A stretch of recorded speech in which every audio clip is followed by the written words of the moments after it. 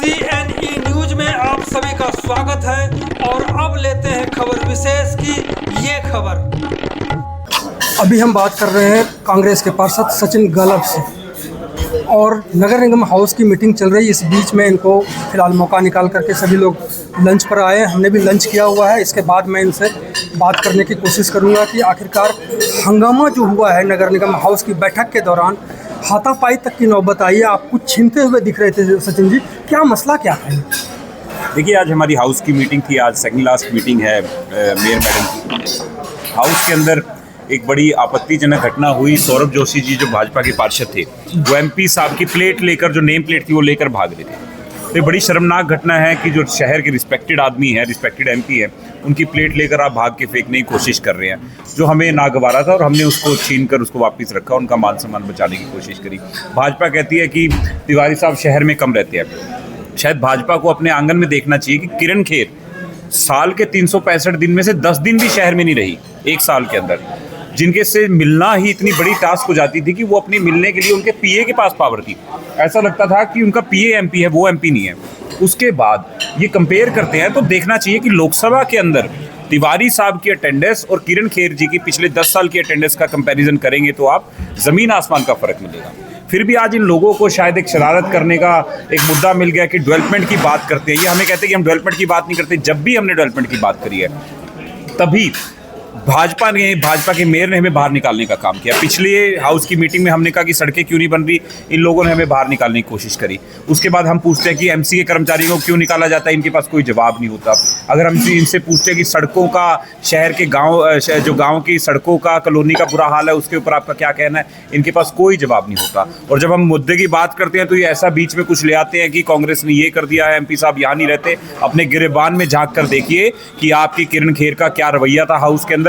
House के अंदर किरण खेर सरेआम गालियां देती थी। मैं आपको वीडियो दे दूंगा, डंके की चोट पे ये बात कहता हूं कि हाउस के अंदर किरण खेर मैडम गालियां देती थी एक शहर की MP।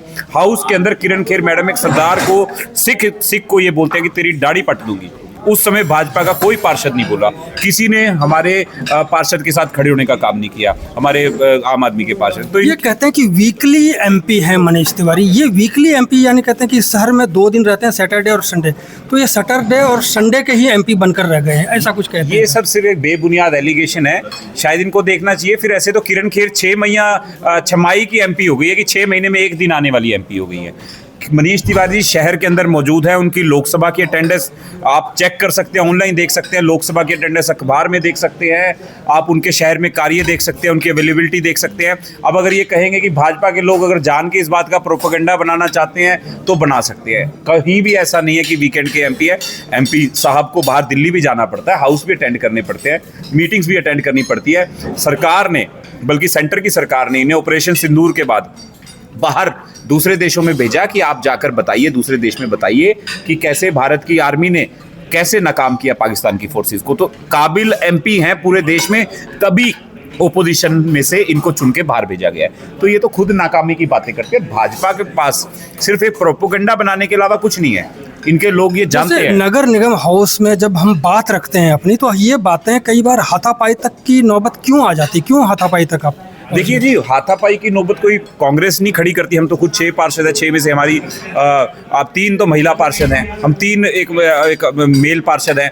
हाथापाई की नौबत आप भाजपा का पुराना रिकॉर्ड उठाकर देखेंगे। जब जब कांग्रेस और आम आदमी के पार्टी के पार्षद ने बात करने की कोशिश करी है, अपनी बात रखने की कोशिश करी है, शहर के मुद्दों की बात रखने की कोशिश करी है, तभी भाजपा ने अपने बल का प्रयोग करके हमें बाहर निकालने की कोशिश करी है। पिछली हाउस मीटिंग के अंदर अगर आप इनके देखेंगे, बोलते हैं मार्शल, जो लोग मार्शल थे वो मार्शल थे ही नहीं, वो लोग MC के कर्मचारी थे।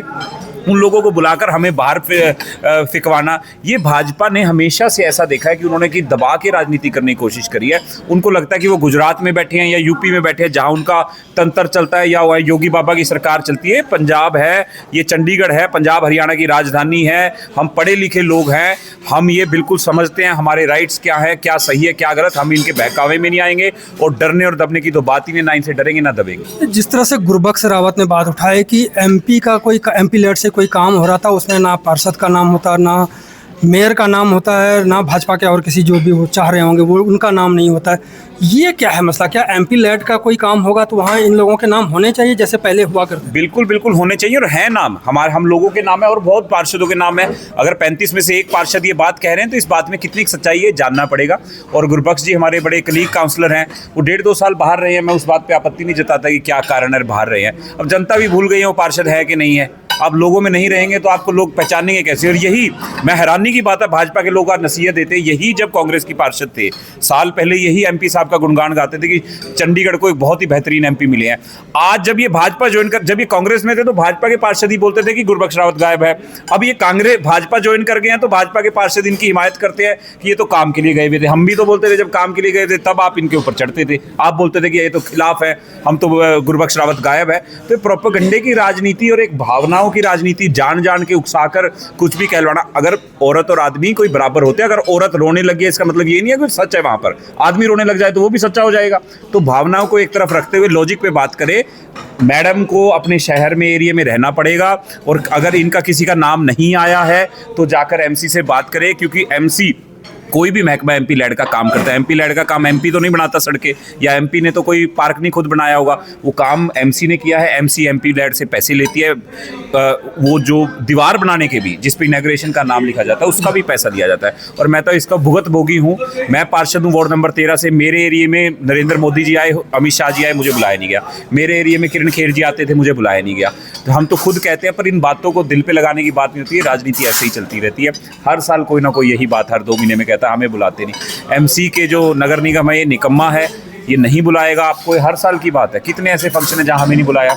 मेयर बबला कहीं जाती है तो लोकल पार्षद को नहीं बुलाती। बहुत बार ऐसा हुआ, जाके इनॉग्रेशन गवर्नर साहब के करके साथ में करके आ जाते हैं।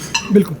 तो ये सचिन गालब थे जो आज नगर निगम हाउस में काफ़ी आक्रामक दिखे, और जो कारण रहा वो इन्होंने बताया। बहुत बहुत धन्यवाद बात करने के लिए, और माफ़ी कि आपको मैंने खाने में भी आके बाधा पहुंचा। नहीं बिल्कुल जी, बहुत बहुत धन्यवाद आपका।